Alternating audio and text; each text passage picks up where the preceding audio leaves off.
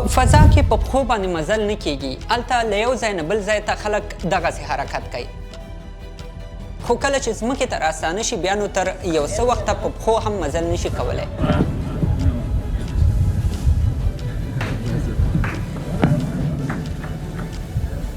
له دې معلومیږي چې په ځمکه کې او په فضا کې ژوند له یو بل سره ډیر فرق لري.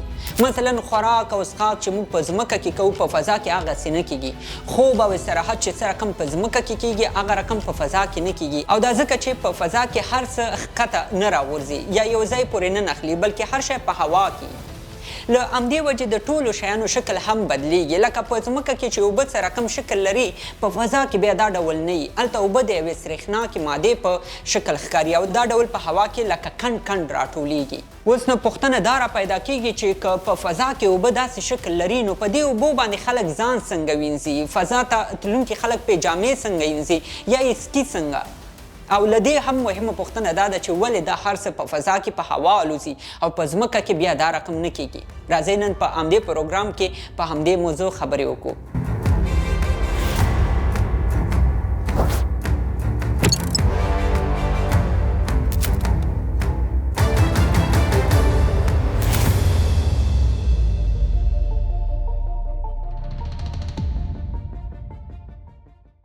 له ټولو مخکې که تاسو د فضا په اړه زموږ اولنۍ ویډیو نه یې لیدلې دلته یې حتما وګورئ ځکه هلته د فضا په اړه ډېر جالب موضوعات واضح شوي دي او د هماغې ویډیو په اساس مو دا دویمه ویډیو هم جوړه کړې ده.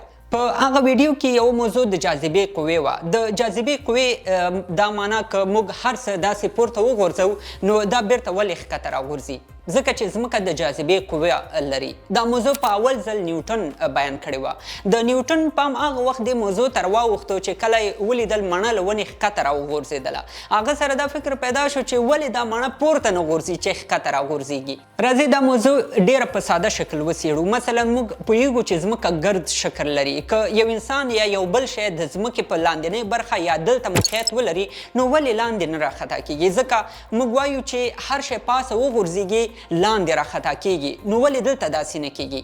په اصل کې که موږ وایو چې پاسه یا لاندې یا یو څه پاسه خطا کوو او لاندې راغورځېږي نو دا معنا لري چې له ځمکې پاسه خواته خطا کېږي او د ځمکې په طرف راغورځي. د لا ډېر وضاحت لپاره راځئ یو مثال راواخلو. مثلا که له یو بال نه یو ربړ تاو کړو او داسې فکر وکړو چې دا بال ځمکه ده او دا ربړ د جاذبې قوه ده او د دې ربړ او بال په منځ کې خپله یوه ګوته بنده کړو. بیا که له بال نه هر څومره خپله ګوته لرې کړو نو ربړ به مو ګوته بیرته بال ته راکشوي.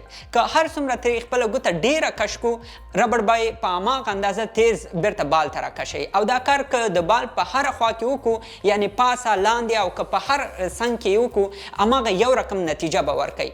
نو د همدې ربړ په شان د ځمکې جاذبې قوه هم کار کوي. او که چیرته د ځمکې جاذبې قوه نه وی نو موږ به په ځمکه کې هم په خپو باندې نه ګرځېدو بلکې په هوا به مو حرکت کوو. اوس نو پوښتنه دا ده هغه خلک چې فضا ته ځي ولې د ځمکې په طرف نه راغورځي؟ یا هغه فضایي سټیشن چې په هوا کې ولاړ دی ولې ځمکې ته نه راغورځېږي؟ په اصل کې هر څه چې د ځمکې له سطحې نه څومره لرې کېږي په هماغه اندازه د ځمکې د جاذبې قوه کمیږي او هر څومره چې د جاذبې قوه کمیږي انسان او هر موجود شی په هوا کېږي. په همدې خاطر له ځمکې چې څومره هر څه لرې کېږي او د جاذبې قوه کمیږي هماغومره د هر شي وزن هم ورسره کمیږي. یعنې وزن هم مستقیم له جاذبې قوې سره اړیکه لري. دا په دې معنا چې زموږ وزن په اصل کې د جاذبې قوې هغه زور دی چې د ځمکې خواته یې راکشوي. نو ځکه څومره چې انسان له ځمکې لرې کېږي او فضا ته پورته کېږي هماغومره یې وزن هم کمیږي او بالاخره وزن ختم شي. او که یو څوک په ځمکه کې 100 پاونډه وزن ولري هماغه کس به په سپوږمۍ کې یوازې 12 پاونډه وزن ولري ځکه چې په سپوږمۍ کې د ځمکې په نسبت د جاذبې قوه کمه ده. همدارنګه په مشتري سیاره کې بیا د جاذبې قوه له ځمکې هم زیاته ده. نو په همدې خاطر د 100 پاونډه وزن لرونکي انسان وزن به په مشتري سیاره کې 253 پاونډه وي. نو دا ټول معلومات مو په دې خاطر وړاندې کړل چې ځان په دې پوه کړو چې ولې په فضا کې هر څه په هوا کې ګرځي. اوس چې په دې پوه شو نو راځي په دې هم ځان پوه کړو چې په فضا کې که خلک په خپو حرکت نه کوي او هر څه په هوا کې نو هلته تللي انسانان خوراک څښاک خوب او ټول ژوند څنګه تیروي. دا د کاناډا ستورمزلی کرس هارټفیلډ دی.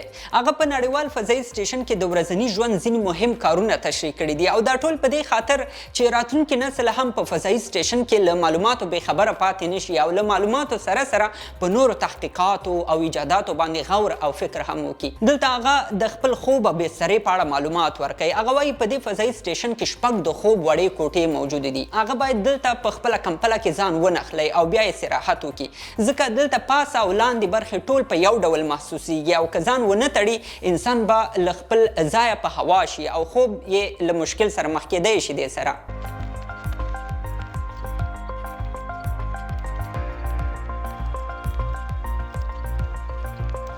دا د اوبو نه ډکه بوجۍ ده. پخوا به نړیوال فضایي سټیشن کې په دې کې اوبه ساتل کېدلې خو اوس په دې ماشین کې ساتل کېږي او دا ماشین ټولې هغه اوبه چې په دې سټیشن کې کارول کېږي بیرته تصفیه کولی هم شي او د استفادې لپاره اماده کولی شي. یعنې هغه اوبه چې دلته په تشناب کې استعمالیږي د لاسونو وینځلو یا نورو کارونو لپاره استعمالیږي له هغو اوبو بیرته دلته استفاده هم کېږي.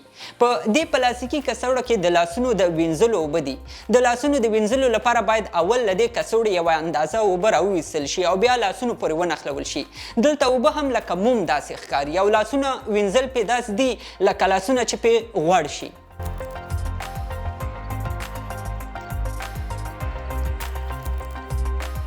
همدارنګه که دوی کله خپلې جامې وینځي نو اوبه په دې شکل له دغه پلاستیکي کڅوړې راوباسي او مخامخ ورته ټوټه نیسي. کله چې ټوټه ټوله لمده شي بیا نو که وزبېښل شي ټولې اوبه لاسونو پورې نښلي او مجبور یې چې په کومه بله ټوټه لاسونه وچ کړي او هغه ټوټه بیا په داسې ځای کې کېښودل کېږي چې وچه شي او له اوبو یې بیا استفاده هم وشي.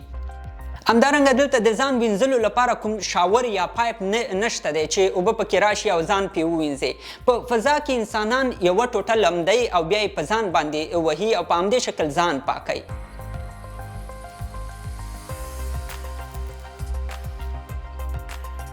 په فضا کې خوراک هم د ځمکې په شان نه دی ځکه په ځمکه کې انسان په پښو حرکت کوي او ناڅه پاسه کوي خو په فضا کې بیا په هوا کې نو په همدې خاطر داسې غذا ورته برابریږي چې د هماغې وضعیت سره په صحي لحاظ جوړ وي. په فضا کې خوراکونه په دې پلاستیکونو کې ساتل کېږي او د 18 میاشتو لپاره دا کار ورکولی شي او خرابېږي نه.